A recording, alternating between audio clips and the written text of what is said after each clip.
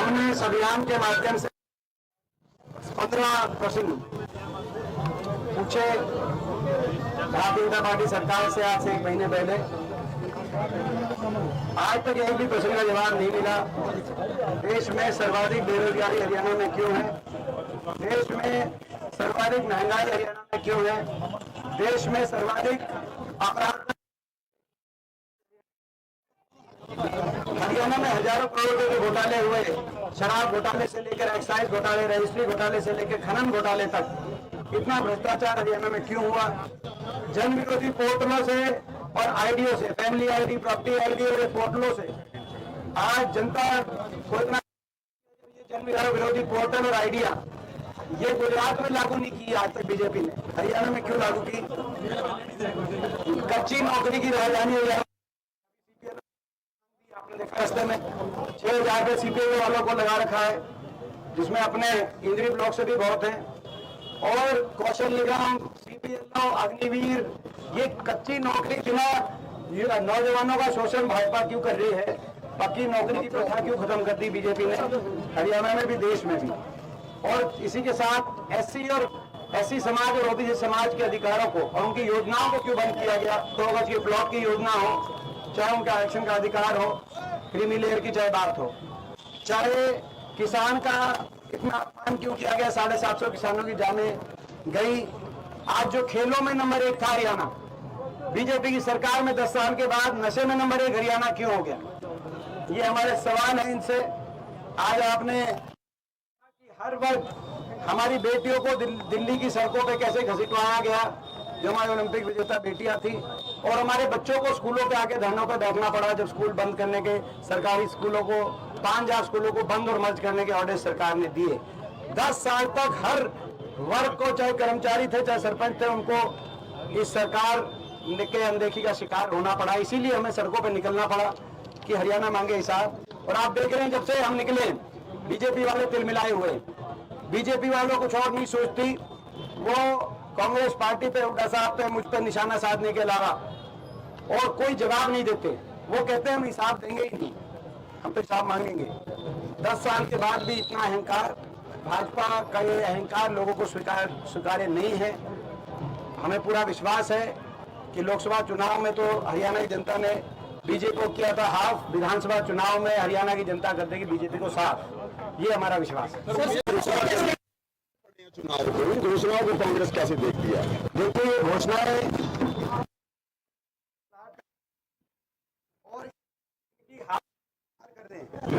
क्योंकि इन घोषणाओं में, एक घोषणा में आप जाओगे तो पता चलेगा कि 10 साल तक लोगों को कैसे ठगा इन्होंने।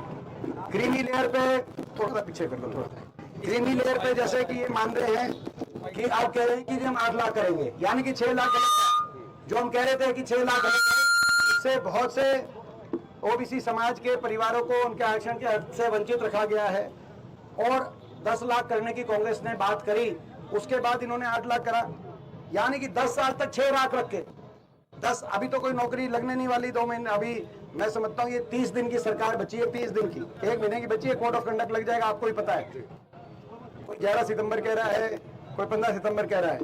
तो अब कोई 10 साल तक जो नौकरियां लगी उसमें जो ओबीसी समाज को नुकसान हुआ उसका कौन जवाब देगा? ऐसे ही ये 100 गज के प्लॉट की अब बात कर रहे हैं, हालांकि दिया नहीं इन्होंने एक भी। एससी समाज को 100 गज के प्लॉट क्यों नहीं दिए गए? वो स्कीम 10 साल तक क्यों बंद रखी गई? अब जाके वो क्यों कह रहे हैं कि हमारी स्कीम्स को सही मानने का जो है, अब जो है ये घोषणाएं, एक कोई भी घोषणा आप उठा के दे। आप कह रहे हैं कि मुख्यमंत्री के निवास आपके द्वार खोलेंगे, 10 साल तक क्यों बंद थे? 10 साल तक क्यों बंद थे? तो ये इनकी घोषणाएं जो हैं वो घोषणाएं इनकी ये हार स्वीकार कर रहे हैं और ये मान रहे हैं कि इनकी 10 साल की सरकार से हरियाणा की दुर्दशा हुई। आपके इंडिया गठबंधन के साथी हैं मनीष सिसोदिया, 18 महीने बाद उनको बेल मिली है सुप्रीम कोर्ट से। मैं समझता हूँ कि जो है आज ये सरकार जिस तरीके से जांच एजेंसियों का दुरुपयोग करके विपक्ष को निशाने पे ले रही है पूरे देश में, ये अच्छी बात नहीं है, प्रजातंत्र के लिए अच्छी बात नहीं है। सरकार जो चुनाव में मुकाबला सीधा जो है पार्टियों का होता है, नीतियों का होता है। पार्टी अपना परफॉर्मेंस रखे, लोग के बीच में लोग फैसला करें, लेकिन ये हर चुनाव में आ जाती है बीजेपी के चुनाव में, ये बड़ा मैं समझता हूँ प्रजातंत्र के लिए अच्छी बात नहीं है। 10 साल तक खुले तौर पे कहा जाता है कि कोई भी विपक्ष का अगर बीजेपी के खिलाफ कोई प्रखरता से बात रखेगा तो उसके ऊपर जांच एजेंसियां छोड़ दी जाएंगी, तो अच्छी बात नहीं है।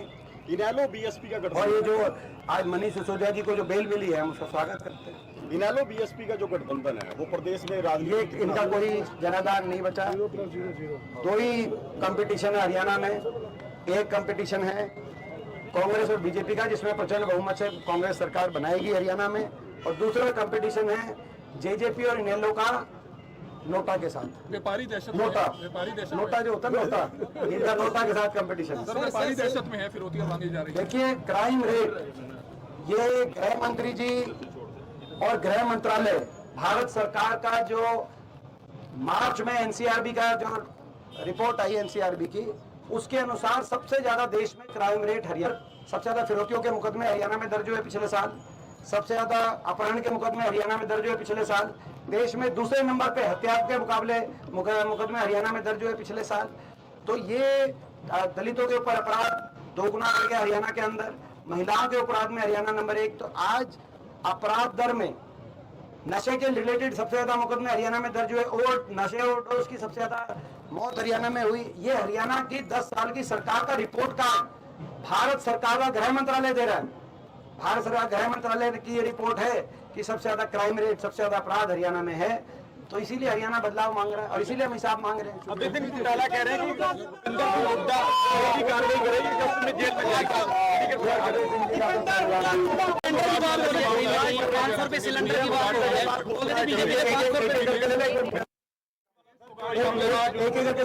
दिनेश फोगाट मामले में आपको क्या लगता है कि रूल्स एंड रेगुलेशन हुए हैं या राजनीति हुई है? देखिए कहीं ना कहीं जो आज कितना पूरे देश को इस बात को लेकर हर देशवासी दुखी है, स्तब्ध है।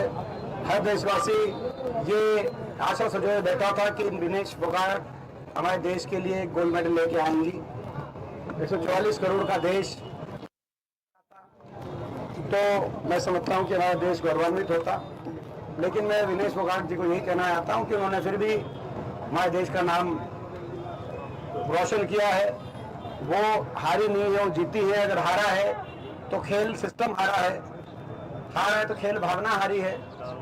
और जो मैं समझता हूं कि जिस तरीके से उन्होंने पहले सरकार से और सिस्टम से इतनी लंबी लड़ाई लड़ी, जब दुनिया की सारे पहलवान मैट पे तैयारी कर रहे थे, वो 6 महीने वो धरने पे दरी पे बैठकर अपने न्याय मांग रही थी, और 6 ऐसे अपने जैसे खिलाड़ियों के लिए न्याय मांग रही थी, जिनकी एफआईआर 6 महीने के बाद सरकार ने जब मना किया तो सुप्रीम कोर्ट ने एफआईआर करने का काम किया, और दिल्ली कोर्ट ने उन चार्जेस को सही ठहराते हुए चार्जशीट लेके आने का काम किया कि जो आरोपी थे वो उन्होंने, कोर्ट ने माना, सेशन कोर्ट ने, कि उन्होंने 6 ऐसे लड़कियों के साथ दुर्व्यवहार किया। तो ये मैं समझता हूं कि जो विनेश ने जो लड़ाई लड़ी, काफी लंबी लड़ाई थी, सराहनीय लड़ाई थी पहले जो है। तो आज विनेश देशवासियों के लिए और देश के लिए एक साहस और एक प्रेरणा के प्रतीक के रूप में उन्होंने अपनी जगह बनाई है, तो उनको हताश नहीं होना चाहिए।